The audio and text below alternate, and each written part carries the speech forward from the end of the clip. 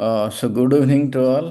तो आम समस्ते जाचु जे लो कार्ब डाएट विषय किसी किसी जाचु जे डायबिटीज रे लो कार्बोहाइड्रेट दि जाए कार्बोहाइड्रेट कम कर दि जाए विशेषकर डायबिटीज रिभर्सल ट्रीटमेंट रे। सो डाएट ର କ୍ଲାସିଫିକେସନ୍ କ'ଣ ଏବଂ ତାପରେ ତାର ସବ୍ କ୍ଲାସିଫିକେସନ୍ କ'ଣ ଏବଂ ଆମେ କେମିତି ଡାଏଟ୍ ଚୁଜ୍ କରିବା ତାର କ୍ଲାସ୍ ଅଲଗା କ୍ଲାସ୍ ଗୋଟେ ନିଆଯିବ ନେକ୍ସଟ ବେଳକୁ। ଆଜି ଆମେ କେବଳ ଡିସ୍କସନ୍ କରିବା ଲୋ କାର୍ବ ଡାଏଟ୍ ଅର୍ଥାତ୍ ଲୋ କାର୍ବୋହାଇଡ୍ରେଟ୍ କ'ଣ, ତାର କ'ଣ କ'ଣ ବେନିଫିଟ୍ ଅଛି ଏବଂ ଆମେ କେମିତି ଚୁଜ୍ କରିବା ଗୋଟେ ଲୋ କାର୍ବ ଡାଏଟ୍କୁ। ବିଶେଷ କରି ଆମର ଡାଇବେଟିସ୍ ରିଭର୍ସାଲ୍ ପାଇଁ लो कार्ब डाएट बहुत जरूरी। तेणु लो कार्ब डाएट को आम केमी चूज करवा एवं तार कौन कौन बेनिफिट अच्छी एवं परीक्षा करके देखाई जी लो कार्बोहाइड्रेट डाएटा केवल डायबिटीज नुह आपणकर हार्ट रोग, आपणकर किडनी रोग, आपणकर न्यूरोलॉजिकली एपिलेप्सी हो ये सब रोग को लो कार्ब डाएट प्रिवेंट करुच्ची। Obesity low carb diet prevention करुच्ची। So low carb diet is a itself is a medicine. Carbohydrate कम खाइबा बा लो कार्ब डाएट को कम्प्लीटली फॉलो करवा is it a medicine. So low carb diet को आम केमी फॉलो करवा आम पाखे गोटे भल पीपीटी अच्छी। तो से पीपीटीटा को कौटे आसला पीपीटीटा को आज टी देखा से कौन कौन से अच्छी।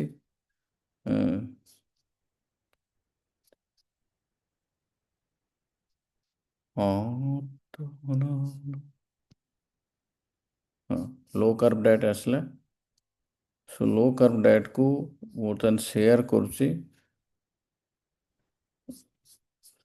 सेटा को आम आज पढ़ा डाएट रे गोटे इम्पोर्टाट कंपोनेंट होची low carb diet. So low carb diet मु स्क्रीन शेयर कली प्राय समस्त को देखा जाउथबो स्क्रीन रे। So this is low carb diet.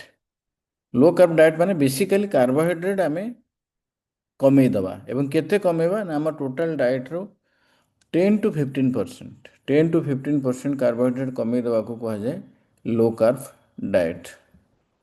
एवं यहाँ अनेक समय आम डिस्कसन करुचु मैक्सिमम डॉक्टर डाएट विषय बेसी ज्ञान न थाए एवं से डाएट रे बेसी डीप को जाती डाएट रे बेसी रिसर्च करती एवं फल अनेक समय पेशेंट को से माने भूल डाएट गाइड करता भूल डाएट एडवाइस दियंती एवं अल्टीमेटली पेशेंट सफर हुए।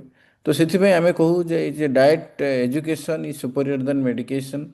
तो आम से एजुकेट करूँ पेशेंट मानक जे आपण मैंने निजक एजुकेट करातु एवं डाएट उपरे कंप्लीट नॉलेज रखंतु। डाएट उपरे आमर सीरीज रे क्लास हम बिकज डाएटा गोटे बहुत इंपोर्टेंट पार्ट एवं अन्य मानक डाकिबी एज ए स्पीकर जो मैंने एक्सपर्ट अच्छा से आहरी आपणकर डाउट क्लीयर करदेवे डाएट उपरे। तो तापर आसला आमर जे nutritionally blind doctors and their understanding of disease जमती जो चारिटा अंध को पठाला जे हाथी केमती तुम मैंने जाके आसेस करके आस। सो जड़े जा गोड़ धरला कहले हाथीटा खंभ भाया आउ जड़े जा कान धरला कहले हाथीटा कोला भाया है कि। तो आउ जड़े जा शुंड धरला कहले हाथीटा हाथीटा गोटे सिलिंड्रिकाल ऑब्जेक्ट आउ जड़े लांगुड़ धरला कहले हाथीटा हूँ आपंकर दौड़ी भाया। तो सिमिलारली जो मानकर डायबिटी उपर कंप्लीट नॉलेज नहीं बहुत डाक्तर मानकर एत से कौन से दोष ना कहीं आमर डाएट आमर करिकुलम सेमती गोटे मेजर भाव में किसी पढ़ा जाएनि जो बहुत समय डाक्तर मैंने ये जानी न था मेनली डाएट उपर से बेस किसी ट्रेनिंग नियंतिनी अन्य मेडिसिन उपर से रिप्रेजेंटेटिव मैंने कहते ये मेडिसिन लिखु किंतु डाएट उपर कहीं सेमती कहते जे आप डाएट फॉलो करूँ। सो डॉक्टर मानकर नॉलेज अपडेट हुए अनेक समय से भूल डाएट दियंती एवं आम देखीचु जे नेचुरोपैथी रे बा आमर होलिस्टिक अप्रोच रे डाएट रे गोटे इंपोर्टेंट रोल अच्छी। केवल डायबिटीज नुह बहुत गुड़ाए रोग अच्छी जो डाएट रे आपंकर इम्प्रूवमेंट होछि।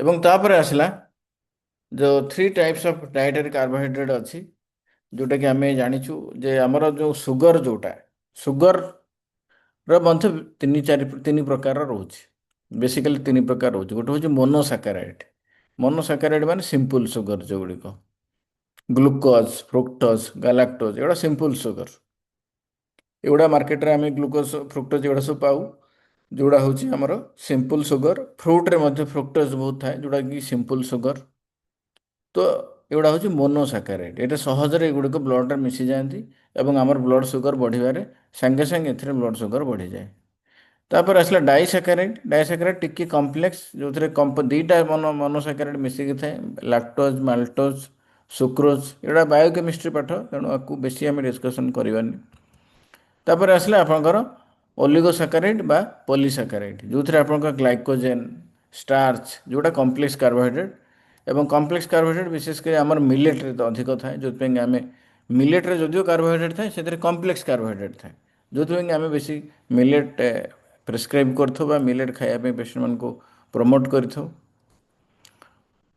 तो इन्सुलिन रेजिस्टेंसटा कौन हो जाए ना इन्सुलिन रेजिस्टेंस जब आप बॉडी रे अच्छी आपण हाइपर इन्सुलिनेमिया अच्छी ताहले से कौन हम ना सुगर आउ रेस्पॉन्ड करिबो नाही सुगरटा आपंकर जोटा कि एटा रूट कज ऑफ डायबिटीज बोली कह जाए जे आपंकर सुगर बॉडी रे कौन हम ना इन्सुलिन रेजिस्टेंस जो सुगर यूटिलाइज हो पारिबोनी एवं ब्लड रे सुगर बढ़ी जिवो एवं इन्सुलिन मध्य बढ़ी जिवो that is called hyperinsulinaemia with hyperglycaemic ये जोटा कि टाइप 2 डायबिटीज यार सॉल्यूशन हूँ low carb diet normal situation रे आपण खाइले आपनकर ब्लड सुगर बढ़िला आपनकर इन्सुलिन रिलीज हैला इन्सुलिन कौन करिवो ना आपनकर जो रिसेप्टर गुड़ा अछंती हमर ग्लूकोज रो जो रिसेप्टर अछंती ग्लूट रिसेप्टर गुड़ा अछंती तो सेगुडी को ओपन करदेबे एवं बॉडी रो सेलटा ग्लूकोज को अपटेक करके एनर्जी प्रोडक्शन करिवो किंतु जेतेबेले हमको डायबिटीज होउची हमर कौन होउची ना इन्सुलिन काम करू नाही because of the insulin receptor गुड़ा ब्लॉक अच्छी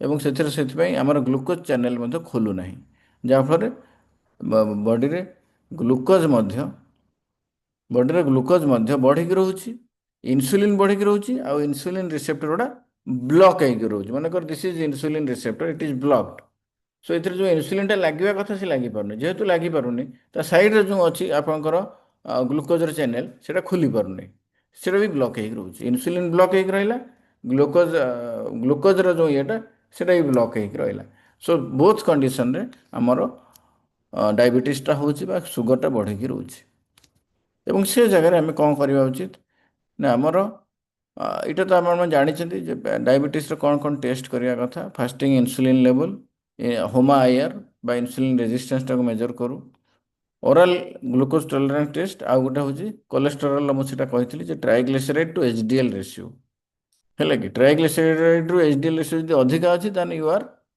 हाइपर कोलेस्ट्रोलेमिया डिजीज आपंकर अच्छी आपन को से कोलेस्ट्रोल लोअरिंग मेडिसिन खायापी पड़ो किंतु ये कम जदि अच्छी ताहले आपन को ट्राइग्लिसराइड कम अच्छी एचडीएल अधिका अच्छी ताहले एटा आपनकर healthy condition so insulin resistance tree एटा आम जानीचु तो सुगर इज टॉक्सिक मुझे जोटा कही जे सुगरटा केवल आपणकर डायबिटीज करूनी आपड़ ये देखिए तो सुगरटा आपणकर ओबेसिटी कराऊँ सुगर आपणकर हार्ट डिजीज कराऊँ सुगर आपणकर इन्फ्लामेशन कराऊँ आपन स्किन डिजीज कराऊँ जोटा एक्नी फैक्नी हो high sugar diet lead to obesity risk factor of diabetes तो करुच्ची तापर आपंकर रोचे कैंसर कैंसर मध्य high sugar is cause cancer added sugar जो गुड़ाक रहा जो डिप्रेशन आसूसी जदि अधिक सुगर आप बॉडी रे बढ़िकी रोचे आपंकर मेंटल हेल्थ इश्यू हो डिप्रेशन रोचे high sugar food also impact your energy level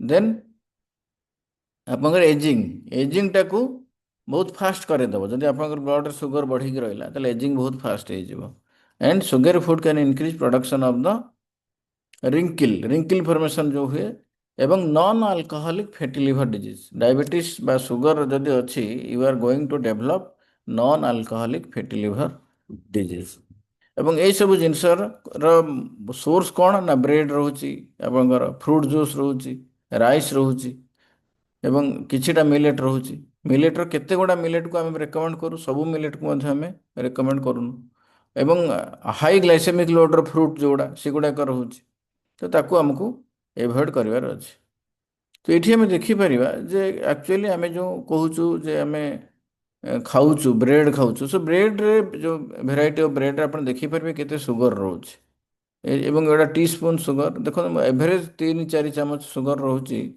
per 30 gram slice. 30 gram slice of ଇଏରେ ଆପଣଙ୍କର ବ୍ରେଡ଼ରେ ସୁଗର କେତେ ରହୁଛି। ତ ସେ ଅନୁସାରେ ବି ଆପଣ ଭାବିବା ଦରକାର ଯେ ଆମର ଏଠି ସେମିତି ଆପଣ ଦେଖିପାରିବେ ଓଟ୍ ପଟ୍ରିଜ କର୍ଣ୍ଣଫ୍ଲେକ୍ ଏସବୁଥିରେ ସୁଗର କେତେ ରହୁଛି, ମାନେ ହାଇ ସୁଗର ସୁଗର ଡାଏଟ୍ ଏଗୁଡ଼ା ସବୁ। ମିଲ୍କ ଏଇଟା ଦେଖନ୍ତୁ milk is safe because it is 1 teaspoon sugar ରହୁଛି 125 ଗ୍ରାମ ଇଏରେ। ଏବଂ ଆପଲ୍ ଜୁସ୍ ଯଦି ଆପଣ 200 ଗ୍ରାମ ନେଉଛନ୍ତି you can see the number of teaspoon. Pure apple ଯଦି ଖାଇବେ ତାର ଗ୍ଲାଇସେମିକ୍ ଲୋଡ୍ କମ୍, କିନ୍ତୁ ଆପଲ୍ ଜୁସ୍ ଇଜ୍ ହାର୍ମଫୁଲ୍ କାହିଁକିନା ସେଥିରେ ସୁଗର ବହୁତ ରହୁଛି ଅଧିକ। ଦେନ୍ ରାଇସ୍, ବାନାନା ଏବଂ ଏଠି ଯଦି ଦେଖିବା ଆମର ସୁଗର କେଉଁଗୁଡ଼ାରେ କମ୍ ରହୁଛି ୱିଲ୍ ଗୋ ଫର୍ ଦ କମ୍ କେଉଁଠି ରହୁଛି, ଏଗ୍ରେ ରହୁଛି କମ୍ ସୁଗର, ବ୍ରୋକୋଲିରେ କମ୍ ସୁଗର ରହୁଛି। ଏବଂ ଆପଲ୍ରେ ଏଇଠି ଦେଖନ୍ତୁ ଆପଲ୍ରେ 2.3 ମାନେ it is also healthy. So ଗୋଟା ଆପଲ୍ ଆପଣଙ୍କ ପାଇଁ healthy, apple juice is very very harmful. ଏବଂ ପ୍ରୋଟିନ୍ ଯେଉଁଟା ଆମେ କହିଲୁ ଯେ almond, mushroom, cheese, chicken, egg ଏଗୁଡ଼ାରେ ମଧ୍ୟ ଆପଣଙ୍କର ସୁଗର କମ୍ ରହୁଛି। ସୋ ଚିଜ୍ ମସରୁମ୍ ଯଦି ଆପଣ vegetarian you can go for cheese mushroom almond.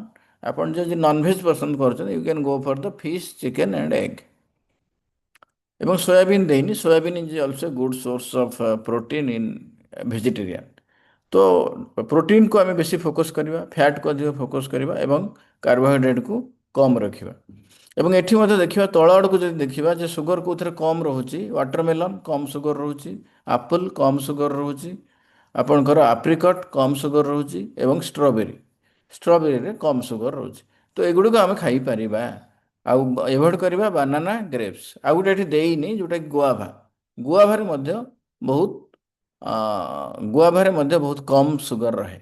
ତ ଆମେ ଯଦି ଡାଇବେଟିସ୍ରେ ସେଫ୍ ଫ୍ରୁଟ୍ କ'ଣ ଦେଖିବା ତାହେଲେ ସେଇଟା ରହିବ ଷ୍ଟ୍ରବେରୀ ରହିବ, ଆପ୍ରିକଟ୍ ରହିବ, ୱାଟରମେଲନ୍ ରହିବ, ଆପଲ୍ ରହିବ ଆଉ ଗୁଆଭା ରହିବ। ବେସିକାଲି ଆପଣ ଯଦି ଏଭଏଡ଼ କରିବେ ତାହେଲେ ରାଇପ୍ ମ୍ୟାଙ୍ଗୋ, ବାନାନା, ଗ୍ରେପ୍ସ ଏଗୁଡ଼ାକୁ ଏଭଏଡ଼ କରିବେ। So this is all about your sugar label. ଏଇଟା ଆପଣ କ୍ଲିଅର୍ ହେବା ଦରକାର, ପୁରା ଆପଣଙ୍କର ପୁରା କନସେପ୍ଚୁଆଲ୍ କ୍ଲିଅର୍ ହେବା ଦରକାର ଯେ ଆମେ କେଉଁ କେଉଁ ଫଳ ଖାଇବୁ। ମୁଁ ଆଉ ଥରେ ମଧ୍ୟ ରିପିଟ୍ କରୁଛି ଯେ ଷ୍ଟ୍ରବେରୀ, ଆପ୍ରିକଟ୍, ୱାଟରମେଲନ୍, ଆପଲ୍ ଆଉ ଗୁଆଭା, ପିଜୁଳି ଏଗୁଡ଼ିକ ଆପଣ ଖାଇପାରିବେ। ଅଙ୍ଗୁର, କଦଳୀ ଏବଂ ମ୍ୟାଙ୍ଗୋ ତାକୁ ଆପଣ ଏଭଏଡ଼ କରିବେ। ଏବଂ ପଣସ ମଧ୍ୟ, ଜ୍ୟାକ୍ଫ୍ରୁଟ୍ରେ ମଧ୍ୟ ଆପଣଙ୍କର ଗ୍ଲାଇସେମିକ୍ ଲୋଡ୍ ଅଧିକା, ସୁଗର ସେଥିରେ ଅଧିକା, ତ ତାକୁ ଆପଣ ଏଭଏଡ଼ କରିବେ। ଆଚ୍ଛା, ତାପରେ ଏଠି ଆମେ ଦେଖିପାରିବା ଯେ କ୍ୟାବେଜଟା ଆପଣଙ୍କର ସୁଗର ସେଥିରେ କମ୍। ହେଲେ କ୍ୟାବେଜ ମାନେ କୋବିଟା ଯେଉଁଟା ବନ୍ଧାକୋବି ସେଥିରେ ସୁଗର କମ୍, ବା କୋବିଟା ନର୍ମାଲି ଆପଣ ଖାଇପାରିବେ, ବହୁତ ବନ୍ଧାକୋବି, ଫୁଲକୋବି, ଫ୍ରୋଜେନ୍ ପିଜ୍ ଯେଉଁଟା ଗ୍ରୀନ୍ ମଟର ତାକୁ ଆପଣ ଖାଇପାରିବେ। ବଟ୍ ସୁଇଟ୍ କର୍ଣ୍ଣ ଆଉ ପଟାଟୋ ଏଇଟା ଦେଖନ୍ତୁ କେତେ ସୁଗର ଅଧିକା ରହୁଛି। ସୁଇଟ୍ କର୍ଣ୍ଣରେ 4 ଟିସ୍ପୁନ୍ ସୁଗର ରହୁଛି, ତ ସେଇଟା ଆପଣଙ୍କ ପାଇଁ ମନା। ଏବଂ ଏଇଟା ମଧ୍ୟ ଆମେ ଡିସ୍କସନ୍ କଲୁ ଯେ ଷ୍ଟ୍ରବେରୀ, ଆପଲ୍ ଏ ଦୁଇଟା ଆପଣ ସେଫ୍ ସାଇଡ଼୍ରେ ଅଛି, ତାକୁ ଆପଣ ଖାଇପାରିବେ। ତ ସେଥିପାଇଁ ସାଇଣ୍ଟିଷ୍ଟ ମାନେ ବହୁତ ରିସର୍ଚ୍ଚ କରିଛନ୍ତି ଏବଂ ରିସର୍ଚ୍ଚ କରି ଦେଖିଛନ୍ତି ଯେ low carb high protein diet can prevent cancer, diabetes, heart disease and obesity. ତେଣୁ ଆପଣଙ୍କର ପ୍ରୋଟିନ୍ ଅଧିକା ଖାଇବାର ଅଛି, କାର୍ବୋହାଇଡ୍ରେଟ୍ କମ୍ କରିବାର ଅଛି ଯଦି ଆପଣ ଚାହୁଁଛନ୍ତି ହେଲ୍ଦି ରହିବା ପାଇଁ। ଏବଂ ଆଟକିନ୍ସ ଡାଏଟ୍ ମଧ୍ୟ ଯେଉଁଟା ଥିଲା ସେଥିରେ ମଧ୍ୟ high protein and fat diet ଦିଆହେଉଥିଲା, ଯେଉଁଟା ଆଟକିନ୍ ଡାଏଟ୍ ଦିଆହେଉଥିଲା ହାର୍ଟ ରୋଗ ପାଇଁ, ହାର୍ଟ ରୋଗ ପ୍ରିଭେନ୍ସନ୍ ପାଇଁ। ଏବଂ ସେଥିରେ ଲେଖା ହେଇଥିଲା ଯେ ଏଥିରେ ଯେଉଁ ଆପଣଙ୍କର ଆଟକିନ୍ ଜଣେ କାର୍ଡ଼ିଓଲୋଜିଷ୍ଟ ଥିଲେ ଯିଏକି ସେଥିରେ ବହୁତ ସକ୍ସେସଫୁଲ୍ ହେଇଥିଲେ ଆଟକିନ୍ ଡାଏଟ୍ ଏବଂ ବହୁତ ପେସେଣ୍ଟକୁ ସେ ରିକଭର କରେଇଥିଲେ। ତାପରେ ଆସିଲା ଇଟ୍ ଫେଟ୍ ଗ୍ରୋ ସ୍ଲିମ୍, ଯେଉଁଟାକି ମୁଁ ବାରମ୍ବାର କହେ ଇଟ୍ ଫେଟ୍ ଗେଟ୍ ଥିନ୍, ଯେଉଁଟା ବହୁତ ରିସର୍ଚ୍ଚ ହେଇଛି ଏବଂ ଏଇଟା ଅଲରେଡ଼ି ବହି ବା ପବ୍ଲିକେସନ୍ ହେଇଛି। ଏବଂ ଏଇସବୁ ଜିନିଷ ରିସର୍ଚ୍ଚ ସବଜେକ୍ଟ ଗୁଡ଼ା ବହୁତ ଜାଗାରେ ପବ୍ଲିକେସନ୍ ହେଇଛି ଯେ ଲୋ କାର୍ବ ଡାଏଟ୍ ପ୍ରାକ୍ଟିସ୍ କରିବା ପାଇଁ, ଓବେସିଟି ପାଇଁ ଲୋ କାର୍ବ ଡାଏଟ୍ ଦିଅ। ଆପଣଙ୍କର କିଟୋଜେନିକ୍ ଡାଏଟ୍, ଯେଉଁଟାକି ଲୋ କାର୍ବ ଡାଏଟ୍ଟାକୁ କିଟୋଜେନିକ୍ ଡାଏଟ୍ ମଧ୍ୟ କୁହାଯାଏ। ଏବଂ ସେଇଟା ଟ୍ରିଟମେଣ୍ଟ ଅଫ୍ ଏପିଲେପ୍ସି ଯେଉଁଟା ଆମର ବାତ ରୋଗ କୁହାଯାଏ, ସେଠିରେ ଟ୍ରିଟମେଣ୍ଟ ପାଇଁ ମଧ୍ୟ ତାକୁ ବ୍ୟବହାର କରାହେଇକି ବହୁତ ସକ୍ସେସଫୁଲି କରାହେଇଛି। ଏବଂ ବହୁତ ଗୁଡ଼ା ଜର୍ନାଲରେ ମଧ୍ୟ ଏଇଟା ପବ୍ଲିଶ ହେଇଛି ଯେ treating overweight patient with high fat and water. Fat ଆଉ ୱାଟର ଦେଇକି କେମିତି ଆମେ ଓବେସିଟିକୁ କମେଇ ପାରିବା। ଡାଇବେଟିସ୍କୁ ଯେଉଁ ଇନ୍ସୁଲିନ୍ ଡିସ୍କଭରି ପୂର୍ବରୁ ମଧ୍ୟ ଇଫେକ୍ଟିଭ ଡାଏଟେରୀ ଥେରାପିରେ ମଧ୍ୟ ଏଇ ଜିନିଷ ଥିଲା ଯେ ଲୋ କାର୍ବ ଡାଏଟ୍ ଦିଅ, high fat high protein diet ଦିଅ। ଧୀରେ ଧୀରେ ଇନ୍ସୁଲିନ୍ ଆସିଲା ପରେ ଏଇ କନସେପ୍ଟଟାକୁ ଧୀରେ ଧୀରେ ଚପେଇ ଦିଆଗଲା ବା ଚାପି ଦିଆଗଲା ସୋ ଦ୍ୟାଟ୍ ଇନ୍ସୁଲିନ୍ର ମାର୍କେଟିଂ ଭଲ କରାଯାଇପାରିବ। ଏବଂ ବହୁତ ଡାକ୍ତର ତାର ଡିପ୍କୁ ଯାଆନ୍ତିନି, କିନ୍ତୁ ଆକ୍ଚୁଆଲି ଏସବୁ ମାର୍କେଟିଂ ଷ୍ଟ୍ରାଟେଜି ଯେ କେମିତି ପେସେଣ୍ଟ ଅଧିକ ମେଡ଼ିସିନ କିଣିବ ଆଉ ଡାଏଟ୍ରେ କେମିତି ଭଲ ନ ହେବ। ମାନେ ଆକ୍ଚୁଆଲି ଡାଏଟ୍ରେ ହିଁ ଆପଣଙ୍କର ରୋଗ କମିବ। ଜସଲିନ୍ ବୋଲି ଜଣେ ଡକ୍ଟର ଅଛନ୍ତି ଯାହାକୁ ଫାଦର ଅଫ୍ ଡାଇବେଟିସ୍ ବୋଲି ଟ୍ରିଟମେଣ୍ଟ ବୋଲି କୁହାଯାଏ, ଏବଂ ତାଙ୍କର ଗୋଟେ ବଡ଼ ବହି ମଧ୍ୟ ଅଛି ଜସଲିନ୍ସ ଡାଇବେଟିସ୍ ସଲ୍ୟୁସନ୍, ଏବଂ ସେ ବହି ମଧ୍ୟ ମୋ ପାଖରେ ଅଛି। ଏବଂ ସେଥିରେ ମଧ୍ୟ ସିଏ ମଧ୍ୟ କହିଛନ୍ତି ଯେ କାର୍ବୋହାଇଡ୍ରେଟ୍କୁ କମ୍ କରିଦିଅ, ଫ୍ୟାଟ୍ ଏବଂ ପ୍ରୋଟିନ୍କୁ ବଢ଼େଇ ଦିଅ ସୋ ଦ୍ୟାଟ୍ ଆପଣଙ୍କର ଡାଇବେଟିସ୍ କଣ୍ଟ୍ରୋଲରେ ଆସିବ। ଏବଂ ଏଇସବୁ ବହୁତ ଯେଉଁ ଡକ୍ଟରମାନଙ୍କର ଏଇଟା ସବୁ ଷ୍ଟେଟମେଣ୍ଟ ଅଛି, doctor Lawrence Humphrey, doctor Bernard, doctor William Osler, ଏମାନେ ଯେଉଁମାନେ ସବୁ ମାନେ ଯାହାକୁ କହନ୍ତି ଯେ founder of the modern medicine, ସେମାନେ ସମସ୍ତେ ସେଇଟା ପ୍ରମୋଟ୍ କରିଛନ୍ତି ଯେ ହାଇ ଫ୍ୟାଟ୍ ଏବଂ high protein diet and low carb ଡାଏଟ୍ରେ ବହୁତ ଗୁଡ଼ାଏ ରୋଗ ରିଭର୍ସାଲ୍ ହେବ। ଏବଂ ଏଇଟା ଆପଣମାନେ ସବୁ ଜାଣିଛନ୍ତି ଯେ ହେଲ୍ଦି ଡାଏଟ୍ରେ ଆମେ କ'ଣ ଖାଇବା ନା ଆମର ଭେଜିଟେବଲ୍ସ ଅଧିକ ଖାଇବା, ପ୍ରୋଟିନ୍ ଅଧିକ ଖାଇବା, nuts and seeds, you can take sufficient amount of nut and seeds, ଯେଉଁଥିରେ କି ଆପଣଙ୍କର କାର୍ବୋହାଇଡ୍ରେଟ୍ କମ୍, ପ୍ରୋଟିନ୍ ଆଣ୍ଡ ଫ୍ୟାଟ୍ ଅଧିକ। ବାଦାମ ଖାଇପାରିବେ, କାଜୁ ବାଦାମ ଖାଇପାରିବେ, ଆପ୍ରିକଟ୍ ଖାଇପାରିବେ, ଆପଣ ଆଲମଣ୍ଡ ଖାଇପାରିବେ। ତ ଏଇସବୁ ଜିନିଷକୁ ଆପଣ ମାଇଣ୍ଡରେ ସବୁବେଳେ ରଖିବେ। ମାଇଣ୍ଡ ଯଦି ଆପଣଙ୍କର କନସିୟସ୍ ଅଛି, ୟୁ ନେଭର ଟେକ୍ ଏ ରଙ୍ଗ ଡାଏଟ୍। ହେଲା କି ଯେମିତି ଆନିମାଲ୍ସ ମାନେ କେବେ ବି ରଙ୍ଗ ଡାଏଟ୍ ନେବେନି, because they are conscious about their diet. Human ମାନଙ୍କର ବହୁତ କନଫ୍ୟୁଜନ୍, କ'ଣ ଖାଇବୁ କ'ଣ ଖାଇବୁନି, because you are not conscious. ତ ଆମେ ଟିକିଏ କନସିୟସ୍ ହେଲେ ଆମେ ଜାଣିପାରିବା। ଆଉ ଯେଉଁମାନେ ଆକ୍ଚୁଆଲି ଟିକେ ହାୟର ଲେବୁଲ୍ ଲୋକ, ସେମାନେ ତାଙ୍କ ଡାଏଟ୍ରେ ବହୁତ ଷ୍ଟ୍ରିକ୍ଟ ଥାନ୍ତି। ଯେଉଁମାନେ ସ୍ପିରିଚୁଆଲ୍ ପ୍ରାକ୍ଟିସ୍ କରନ୍ତି ବା ଯେଉଁମାନେ ସାଧୁ ବା ଯୋଗୀ, ସେମାନଙ୍କ ଡାଏଟ୍ ବହୁତ ଫିକ୍ସ ଥାଏ। ଏବଂ ମୁଁ ବି ତ ଦେଖିଛି ବହୁତ ଜଣ ଯୋଗୀମାନଙ୍କୁ ଯେଉଁମାନେ ପର୍ସନାଲି ମିଟ୍ କରିଛି, ସେମାନେ ଦିନରେ ଥରେ ଖାଆନ୍ତି, 1 ମିଲ୍ ପର୍ ଡେ।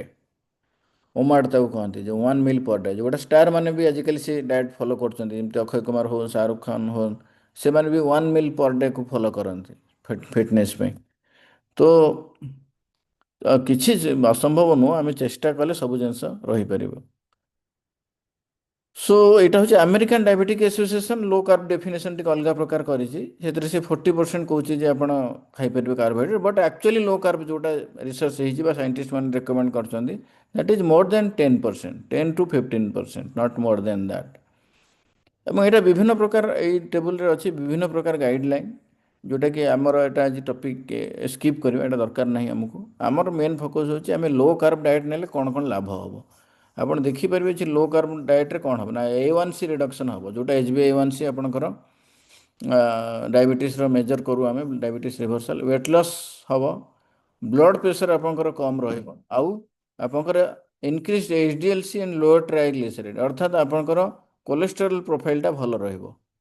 ସୋ ଲୋ କାର୍ବ ଡାଏଟ୍ରେ ଆପଣଙ୍କର ଏତିକି ବେନିଫିଟ୍ ରହିଛି। ଆପଣଙ୍କର ହାର୍ଟ ଡିଜିଜ୍ ପ୍ରିଭେନ୍ସନ୍ ହେବ, କୋଲେଷ୍ଟ୍ରଲ୍ ପ୍ରିଭେନ୍ସନ୍ ହେବ, ଓବେସିଟି ପ୍ରିଭେନ୍ସନ୍ ହେବ, ଆଉ ଡାଇବେଟିସ୍ ପ୍ରିଭେନ୍ସନ୍ ହେବ। ତ ବେସିକାଲି ସେ ଜିନିଷଟାକୁ ଆମେ ଫଲୋ କରିବା, ଲୋ କାର୍ବ ଡାଏଟ୍କୁ ଫଲୋ କରିବା। ଏବଂ ଆମର ଗୋଟେ ଆଗରୁ ମଧ୍ୟ ଟ୍ରେଡ଼ିସନ୍ ଥିଲା, ଯେଉଁ ଆୟୁର୍ବେଦିକ, ଯେତେବେଳେ ଆମର ଘରେ ଘରେ ଆୟୁର୍ବେଦିକ ଟ୍ରିଟମେଣ୍ଟ ଚାଲୁଥିଲା। ଆଜି ସିନା ଆମେ ଆଲୋପାଥିକୁ ବେଶୀ ପ୍ରିଫର୍ କରୁଛୁ, ବଟ୍ 20 years ବ୍ୟାକ୍ରେ ମଧ୍ୟ ଆୟୁର୍ବେଦିକ ୱାଜ୍ ଯେ ହୋମ୍ ବେସ୍ଡ ଟ୍ରିଟମେଣ୍ଟ। ଘରେ ଘରେ ଆମର ଜେଜେବାପା ଜେଜେମା ଏମାନଙ୍କୁ ଜଣାଥିଲା ଯେ କେଉଁ ରୋଗରେ ଆମେ କେଉଁ ପତ୍ରର ରସ ଖାଇବୁ, କେଉଁଠି ମହୁ ଖାଇବୁ। ଆମର ମୋର ବି ମନେ ଅଛି ଯେ ତୁଳସୀ ପତ୍ର ମହୁ ଥଣ୍ଡା ହେଲେ ଖାଇବା, ଜ୍ୱର ବା ମ୍ୟାଲେରିଆ ହେଲେ ଆମେ ସିଙ୍ଗାରହାର ପତ୍ରର ରସ ଖାଉଥିଲୁ। ଆଉ ତାପରେ ତଣ୍ଟି ଯଦି ବସିଲା ଆମର ସେ ଯେଉଁ ଆପଣଙ୍କର ତେଜପତ୍ର ଆଉ ଇଏ ପକା ହେଇକି ଆପଣଙ୍କର ଯେଉଁ ପାଣି ଫୁଟା ହେବ, ଏବଂ ସେ ଫୁଟା ପାଣି ଆମେ ପିଉଥିଲୁ, ସେଥିରେ ଆମର କାଶ ଭଲ ହେଉଥିଲା। ଆଉ ତାପରେ ଆପଣଙ୍କର ଅର୍ଜୁନ ଛାଲି, ସ୍କିନ୍ ଡିଜିଜ୍ ପାଇଁ ଅର୍ଜୁନ ଛାଲି ବା ନିମ ଛାଲିର ପାଣି ଫୁଟାଇକି ସେଇଥିରେ ଗାଧେଇବ, ସେଥିରେ ସ୍କିନ୍ ଡିଜିଜ୍ ଭଲ ହେଉଥିଲା। ଚିକେନ୍ ପକ୍ସ ଯଦି ହେଉଥିଲା ଆମକୁ ସେତେବେଳେ, ବା ବସନ୍ତ ରୋଗ ଯେଉଁଟା କହୁଛନ୍ତି, ସେ ରୋଗ ଯଦି ହେଉଥିଲା ଚିକେନ୍ ପକ୍ସ, ଆମକୁ ଅଂକ୍ରାନ୍ତି ବୋଲି ଗୋଟେ କଣ୍ଟା ଜାତୀୟ ଗଛ, ତାର ରସ, ତାର ପତ୍ରର ଛେଚାଟା ଗଛର ଛେଚାଟା ହିଁ ଦେଉଥିଲେ। ଆମେ ସେଇଟା ମୁଁ ଦୁଇ ତିନି ଥର ଖାଇଛି। ତ ସେଥିରେ ଆମର ଚିକେନ୍ ପକ୍ସଟା ନର୍ମାଲି ଆମର ହୁଏନି। ତ ଏମିତି ଆମର ଘରୋଇ ଟ୍ରିଟମେଣ୍ଟ ବହୁତ ଆମର ଜେଜେବାପା ଜେଜେମା ଏମାନେ ଜାଣିଥିଲେ, ଯେଉଁଥିରେ ଆମର ଆମେ ସୁସ୍ଥ ରହୁଥିଲୁ ଏବଂ କୌଣସି ଔଷଧର ଆବଶ୍ୟକତା ନଥିଲା। କିନ୍ତୁ ବର୍ତ୍ତମାନ ଦ ମୋର୍ ଇଣ୍ଟେଲିଜେଣ୍ଟ ଆମକୁ ମୋର୍ ଫୁଲିସ୍ ମଧ୍ୟ କରିଦେଇଛି। ଆମେ ଯେଉଁ ବେଶୀ ପାଠ ପଢ଼ିଦେଲୁ, ବେଶୀ ହେଲୁ, ସେଥିରେ ଆମେ ବେଶୀ ବୋକା ମଧ୍ୟ ବନିଯାଇଛୁ। ଯେଉଁଗୁଡ଼ା ଆମ ଘରୋଇ ଟ୍ରିଟମେଣ୍ଟ ତାକୁ ଆମେ ଛାଡ଼ି ଦେଇଛୁ। ତ ଆମର ପ୍ରୋଗ୍ରାମରେ ଆମେ ଡିଟେଲ୍ ଡିସ୍କସନ୍ ଏଗୁଡ଼ା ମଧ୍ୟ କରୁ ଯେ ଘରୋଇ ଟ୍ରିଟମେଣ୍ଟ କେଉଁ କେଉଁ ଜିନିଷରେ କରିବେ, ଏବଂ ଏଠି ମଧ୍ୟ ଆଗାମୀ ଦିନରେ ମଧ୍ୟ ପର୍ଟିକୁଲାର ରୋଗରେ ମଧ୍ୟ କେଉଁ କେଉଁ ରୋଗର କେଉଁ କେଉଁ ଘରୋଇ ଟ୍ରିଟମେଣ୍ଟ ତାକୁ ମୁଁ କଭର୍ କରିବି। ହେଲା କି ମୋର ମାଷ୍ଟର ଅଫ୍ ଇୟର୍ ହେଲ୍ଥ ବୋଲି ଗୋଟେ ସିରିଜ୍ ଆସିବ, ଏବଂ ସେଥିରେ ଯେଉଁ ଯେଉଁ ଛୋଟ ଛୋଟ ରୋଗ ଅଛି ତା'ର ଘରୋଇ ଉପଚାର କ'ଣ ତାକୁ ଆମେ କଭର୍ କରିବୁ। ସୋ ହେଲ୍ଦି କିଟୋ ଏଇଟା ଆମେ ଜାଣିଛୁ ଯେ ଆମେ କିଟୋସିସ୍ ମାନେ ହାଇ ପ୍ରୋଟିନ୍ ଖାଇବୁ ଏବଂ ଫ୍ୟାଟ୍ ବା ପ୍ରୋଟିନ୍କୁ ଇଏ କରିବୁ, ଏବଂ ତା'ର ବେନିଫିଟ୍ ମୁଁ ଆଉ ବେଶୀ ଡିସ୍କସନ୍ କରିବିନି, ବିକଜ୍ ଏଇଟା ଆମର ଫାଷ୍ଟିଂରେ ବେଶୀ ଆସିବ। ତେଣୁ ତାକୁ ମୁଁ ବେଶୀ ଡିସ୍କସନ୍ କରିବିନି। ଆମେ ଫାଷ୍ଟିଂ କ୍ଲାସ୍ରେ ଏଟାକୁ ଡିସ୍କସନ୍ କରିବା। ବଟ୍ ଓଭରଅଲ୍ ମୁଁ ଯଦି କହିଦେବି ଯେ ଆପଣଙ୍କର लो କିଟୋସିସ୍ ଆକ୍ଟିଭେଟ୍ କରିବା ପାଇଁ ହେଲେ ଆପଣଙ୍କୁ ହାଇ ପ୍ରୋଟିନ୍ ଡାଏଟ୍, ଲୋ କାର୍ବୋହାଇଡ୍ରେଟ୍ ଡାଏଟ୍ ଖାଇବାର ଅଛି, ବା high protein high fat and low carbohydrate.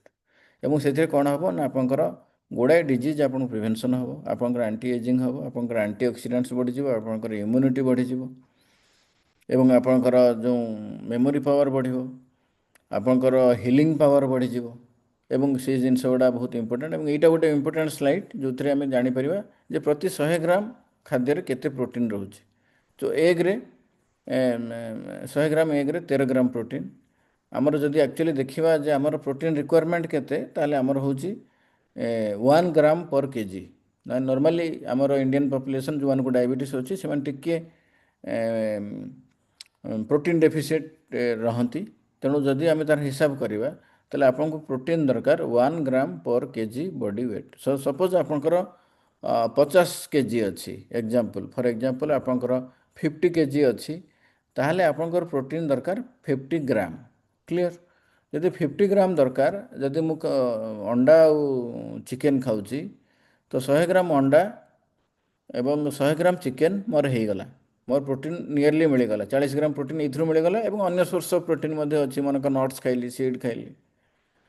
ଆଚ୍ଛା, 100 ଗ୍ରାମ ହେଲେ ଆପଣଙ୍କୁ ଗୋଟେ ଅଣ୍ଡା ହେଉଛି ଆପଣଙ୍କର 60 ଗ୍ରାମ। 60 ଗ୍ରାମରେ ଆପଣ ପାଇବେ 13 ଗ୍ରାମ ପ୍ରୋଟିନ୍, ସରି 6 ଗ୍ରାମ ପ୍ରୋଟିନ୍। ସୋ ଦୁଇଟା ଅଣ୍ଡା ଖାଇଲେ ଆପଣଙ୍କର ହେଲା। ସୋ 2 ଏଗ୍ ଆଉ 100 ଗ୍ରାମ ଚିକେନ୍। 100 ଗ୍ରାମ ଚିକେନ୍ ମିନ୍ସ 2 ପିସ୍ରୁ 3 ପିସ୍ ଗୋଟେ ଟାଙ୍ଗିଡ଼ି କବାବ ଯଦି ହେଲା, ଦ୍ୟାଟ୍ ଇଜ୍ ମୋର୍ ଦେନ୍ 200 ଗ୍ରାମ। ହେଲା କି? ତ ତା'ର ଅଧା ଖାଇପାରିବେ ଆପଣମାନେ। ସେମିତି 100 ଗ୍ରାମ ଫିସ୍ ହେଲେ ତ ଗୋଟେ ରୁ ଦୁଇଟା ପିସ୍ ଫିସ୍, ସେଥିରେ ଆପଣ 20 ଗ୍ରାମ ପ୍ରୋଟିନ୍ ପାଇଲେ। ତ ଆପଣ 100 ଗ୍ରାମ ଫିସ୍ ନେଲେ ବା 200 ଗ୍ରାମ ଫିସ୍ ମଧ୍ୟ ଆପଣ ଖାଇପାରିବେ, ମାନେ 3ଟା କି 3ଟା ମାଛ ପିସ୍ ଖାଇଲେ ଆପଣଙ୍କର ଆସିଯିବ, ପ୍ରୋଟିନ୍ କାଉଣ୍ଟ ଆସିଗଲା। 100 ଗ୍ରାମ ସୋୟା, ତାର ସବୁଠୁ 50 ଗ୍ରାମ ଏକାବେଳେ 100 ଗ୍ରାମ ସୋୟାର ରାଜା ସିଏ ପ୍ରୋଟିନ୍ର। ତ ସେଥିରେ ଆପଣ ପୁରା ପାଇଗଲେ।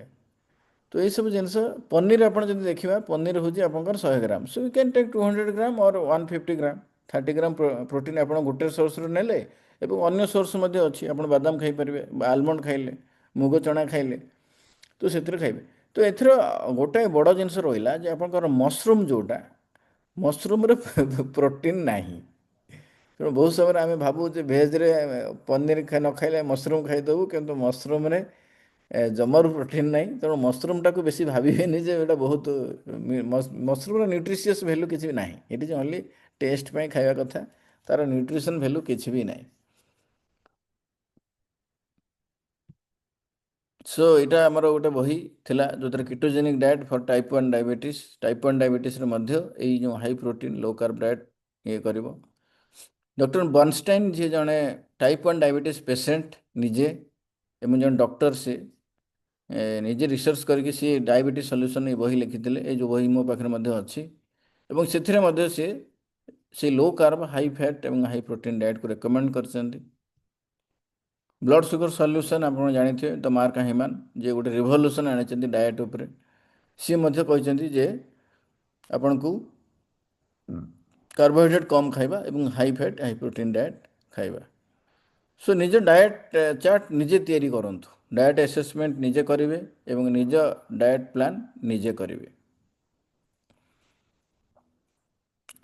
राति 7टा पूर्व खाଇବା ଯେମିତି ସରିବ ସେ ଜିନିଷଟା ଜମାରୁ ଭୁଲିବେନି। डेडलाइन हूँ 7, ସୁପ୍ ଟିକେ ପିଇବେ, मेजर मिल ଥରେ ଖାଇବେ ଆଉ ଭଲସେ ଖାଇବେ। मेजर मिल लंच मिलटाକୁ ଆପଣ ମାନେ କିଙ୍ଗ ମିଲ୍ କରିଦିଅନ୍ତୁ ଏବଂ ସେଥିରେ ପ୍ରୋଟିନ୍ ଫ୍ୟାଟ୍ ମାଛ ମାଂସ ଅଣ୍ଡା ଚିକେନ୍ ପନିର ସୋୟା ଯାହା ଖାଇବା କଥା ଖାଆନ୍ତୁ। ଶାଗ ଖାଇବେ, ଚଟଣି ଖାଇବେ, ସାଲାଡ଼ ଖାଇବେ, ଭାତ ଖାଇବେ ନାହିଁ କି ରୁଟି ଖାଇବେ ନାହିଁ। ସେ ମିଲ୍ଟାକୁ ଯେଉଁ ଦିନବେଳ ଯେଉଁ ମିଲ୍ଟାକୁ ସେଟାକୁ କିଙ୍ଗ ମିଲ୍ କରନ୍ତୁ ଏବଂ ରାତିରେ ଜଷ୍ଟ ଗୋଟେ ସୁପ୍ଟେ ପିଅନ୍ତୁ, ନହେଲେ ମିଲେଟ୍ର ଟିକେ ଖିଚଡ଼ି କରିକି ଅଳ୍ପ ଟିକେ ଖିଚଡ଼ି ଖାଆନ୍ତୁ। ଖିଚଡ଼ି ମାନେ ସେଥିରେ ଭେଜିଟେବଲ୍ସ ରହିବ 80%, 80% ଭେଜିଟେବଲ୍, 20% ମିଲେଟ୍, ସେଥିରେ ଘିଅ ଟିକେ ପକାଇଦେବେ, ଖିଚଡ଼ି କରିଦେବେ, ତାକୁ ଖାଇବେ। ତ ଏଇ ହେଉଛି ଆପଣଙ୍କର ଯେଉଁଥିରେ ଆପଣଙ୍କ ସୁଗର କଣ୍ଟ୍ରୋଲ ଆସିବ ଏବଂ ଡିଜିଜ୍ ରିଭର୍ସାଲ ବା ହିଲିଂ ହେବ। এটা হচ্ছে মাই প্লেট প্ল্যানর। এটা ইন্ଟরন্যাশনালি এটা রেকমেন্ডেড, যেটা আপনার দেখিপারে। এটা হেলদি লোক যে 50% সালাড রহব, 25% प्रोटीन, 25% कार्बोहाइड्रेट हेल्दी लोक। डायबिटीज पेसेंट जो मैंने चाहते रिभर्साल करने यही जगार आउ टे प्रोटीन रहा भेजिटेबल्स रहा। प्लेट साइज भी देती आप देखिपे आप प्लेट साइज 9 इंच रो 9 इंच रे ही आप 50% सालाड रहा। केवल गोटाए प्रिंसिपल एति सालाड और एति प्रोटीन आप पेट तो आवश्यक पूरा फुल ही तेणु यहाँ को स्ट्रिक्टली फॉलो करेंगे। तो principle of diet dinner before 7 PM, intermittent fasting जोटा कि आपंकर late breakfast early dinner, fasting once in a week and always choose for food comes directly from nature and last is practice mindful eating, that means gratitude. Eat through gratitude and don't distract yourself. Focus on your eating. That is mindful eating. So, right food alone can prevent and cure disease. Health is not possible without food control. बहुत लोग foodie था तो तांको किसी कुहाई परिबन, खाली कहबू जे भाई जहाँ इच्छा हो खाओ किंतु भात रोटी खाओ ना। तेणु से कंट्रोल आसब।